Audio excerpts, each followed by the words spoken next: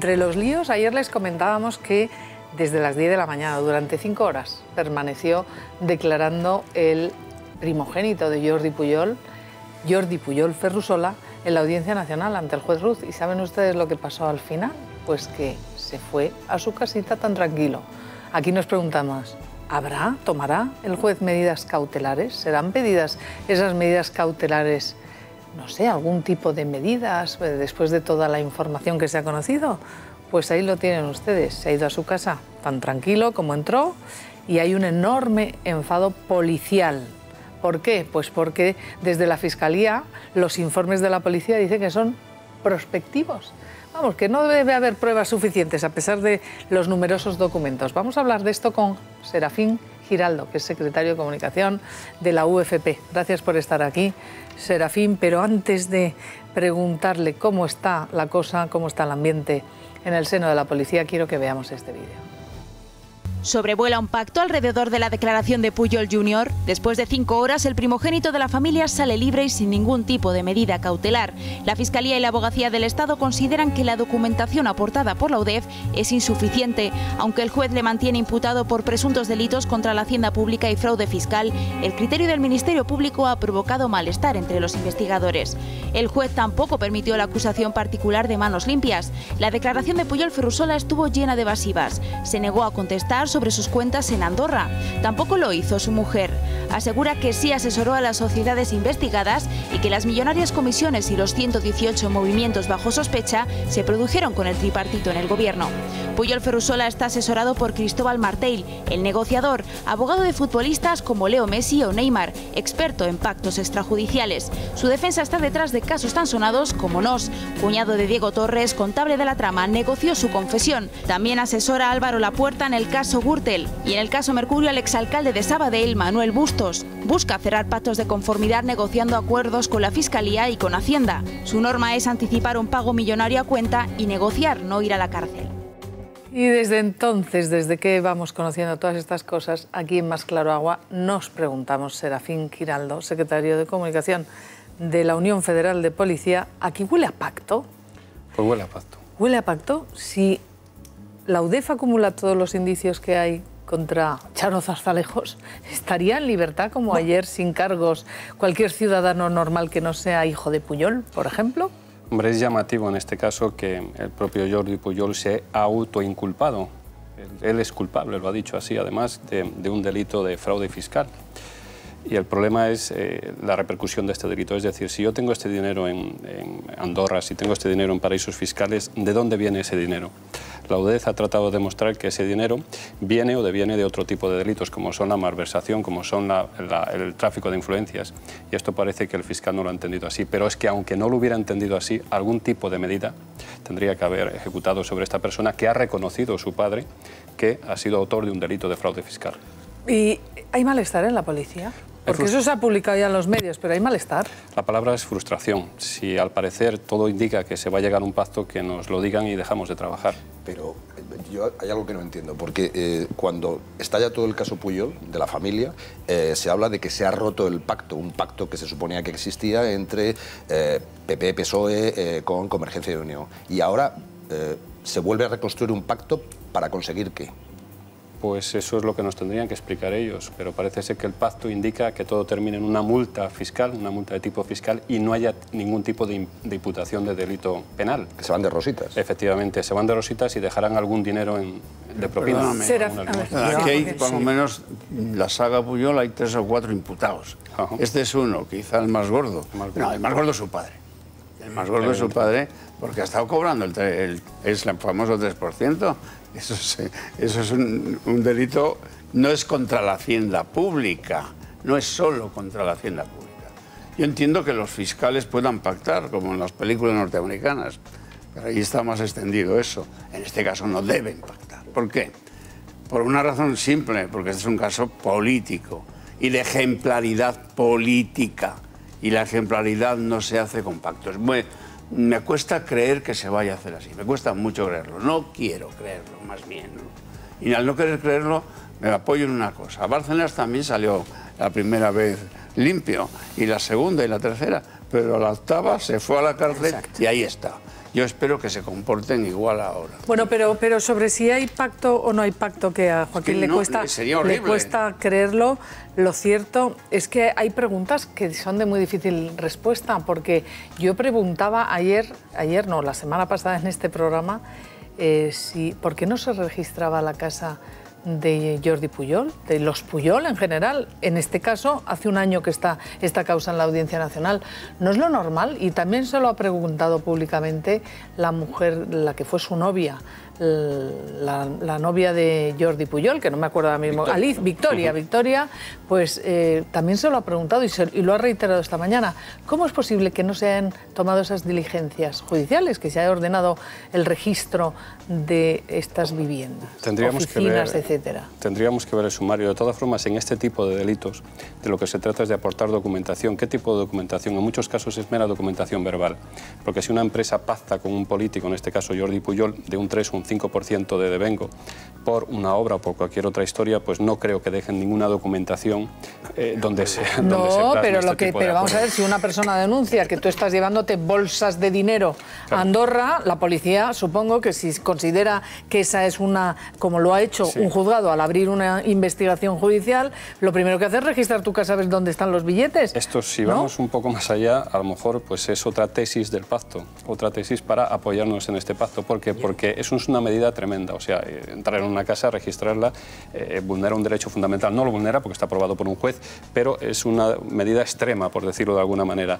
Si el juez no lo cree conveniente, la policía no lo va a hacer, eso es evidente.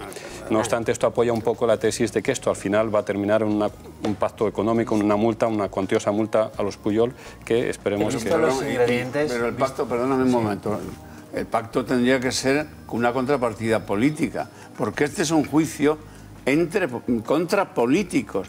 Este señor, el hijo, es el hijo de un político de primer nivel en Cataluña, aparte de lo que haya hecho. Yo sé, por un acto ejecutivo de una gran multinacional, que este señor, el hijo, Jordi Pujol Ferrusola, hacía tráfico de influencias en Latinoamérica. Pero hasta ahí nos llega la larga mano de la justicia española. Y además el empresario estaba muy contento porque lo hacía muy bien. Naturalmente, allí no hablaba catalán. O sea, resultaba oneroso, ¿no? La intermediación. Sí, le venía muy bien. Pujol. Todo eran cohechos. Sí. Pero claro, son cohechos no españoles. Pero hay cohechos en España, clarísimo. La defensa de él es evidente. O sea, yo tengo dinero, un dinero sucio, para que entienda el espectador, pero este dinero sucio no lo he obtenido por tráfico de influencias. Respondo fiscalmente, pero no respondo penalmente. ¿Por qué? Porque mi padre no estaba en el poder cuando recibía ese dinero. ¿Qué caso? Ese es su argumento, que se hizo los negocios durante el tripartito. La mayoría de los negocios se hicieron en el tripartito. Pero digo yo que las operaciones estarán documentadas por parte de la policía, ¿no? Es los difícil. Momentos de las... ¿Cómo que es difícil? Es difícil documentar. Si ha habido una creación de una empresa y a la que se le ha dado un dinero y luego se le han adjudicado obras, Isabel, eso es difícil. Un montón de problemas a la hora de... Hemos leído unas cuantas operaciones de esas. Sí, pero tenemos problemas a la hora de pedir información a bancos, a la hora de pedir información a paraísos fiscales, a la hora de buscar testaferros. Quizás sea necesaria una policía fiscal, un cruce entre policía y hacienda pública, y que realmente sea efectiva. En este caso tenemos cantidad de problemas para demostrar este tipo de delitos. ¿Y por qué la Fiscalía y también la Abogacía del Estado se oponen a esas medidas cautelares por un lado y por otro lado a que haya acusación popular? Porque vamos a ver, ayer el juez no podía tomar medidas cautelares si las partes no lo piden. Claro. Como las partes han sido la Fiscalía y la Abogacía del Estado y no han dicho ni pío, pues no se han tomado medidas cautelares. ¿No debería haber acusación popular? ¿Por qué se oponen? Condición sine qua non para llegar a ese pacto, que no haya acusación popular ni particular. Con todos los ingredientes encima de la mesa y ante la posibilidad o no de pacto. Estamos hablando de lo que ha pasado en la Audiencia Nacional y yo requeriría que no lo desliguemos de lo que pasaba en esos mismos momentos en el Parlamento de Cataluña, cuando Artur Mas decía claramente que la consulta no se va a celebrar, porque lo decía claramente, y que vamos hacia unas elecciones anticipadas. Y yo la semana pasada decía aquí, en esta misma mesa, hace justo una semana, ojo, que están llamando desde la Generalitat para que se afloje en el tema del caso Pujol.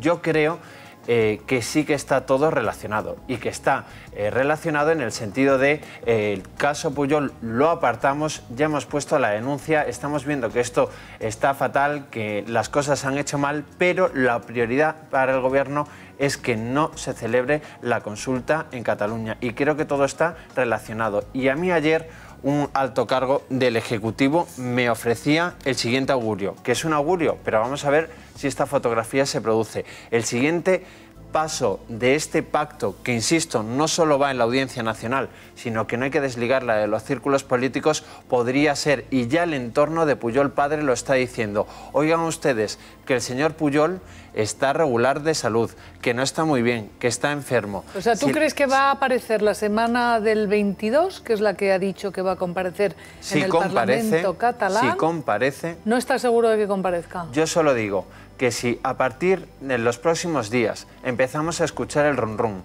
de que el señor Pujol está bastante enfermo, que tal vez no pueda comparecer, que si comparece lo va a tener que hacer con unas restricciones, haciendo una declaración, pero además, y a esto se adhieren partidos políticos clave, entonces podríamos estar ante una pata más de un hipotético pacto. Y creo que esto hoy se puede cumplir o no. La realidad puede ser mucho más tozuda y el juez Ruz decir, oigan ustedes, que aquí hay muchas pesquisas, que aquí hay mucho por donde tirar, y el juez Ruz no amedrentarse y decir, oiga, que esto va por aquí, por estos derroteros. Pero lo que ha hecho la Fiscalía, concluyo, y lo que ha hecho la Abogacía del Estado, que es que el fraude le afecta a la propia Abogacía del Estado y que no haya hecho nada.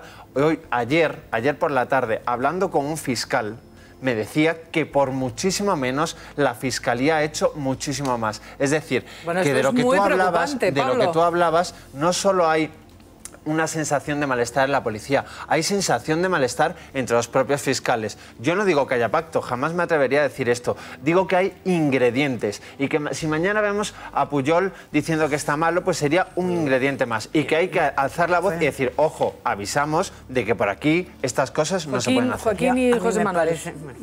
Bueno, Charo, habla tú. No.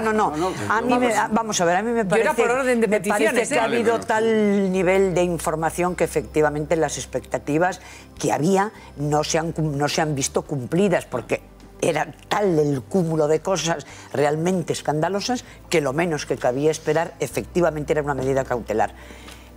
Ahora yo, fíjate, se me puede llamar ingenua, no me importa nada, porque es que si pensara lo contrario... es que si pienso lo contrario con la maleta y me voy de este país. Yo lo que me niego a pensar es que exista ese pacto multidireccional que tú insinúas. Yo creo, me consta, a mí me consta que hay contactos entre gentes de Cataluña de diversos partidos cuya interlocutora es Soraya Sáenz de Santamaría. Evidentemente. Clave. Sí. Ahora, de ahí, que eso es normal y bendito sea Dios que ocurra, de ahí a concluir que incluso la Fiscalía, la Abogacía del Estado y en su caso el juez Ruz se va a prestar a que este señor quede limpio de polvo y paja, a mí me parece dar un salto... Yo no doy eso por hecho, digo que desde la Generalitat y círculos de poder de Cataluña se le ha requerido al Ejecutivo. Y digo que en el Ejecutivo hay determinados comentarios que molestan. Decía, creo que Joaquín, Bárcenas a la primera se lo limpia, a la segunda también, a la tercera el trullo, y a este le puede pasar lo mismo. Vamos a ver, Joaquín. Yo creo que hay que tener cuidado con... una hipótesis, ¿no? Pues una hipótesis razonable. En base a comentarios de círculos políticos. Ojo, que no es que yo haya sido iluminado esta mañana. Vamos a suponer que esa hipótesis se confirma que es verdadera. Yo te digo que el resultado político de confirmar esa hipótesis es la destrucción a la vez del PP y de CiU.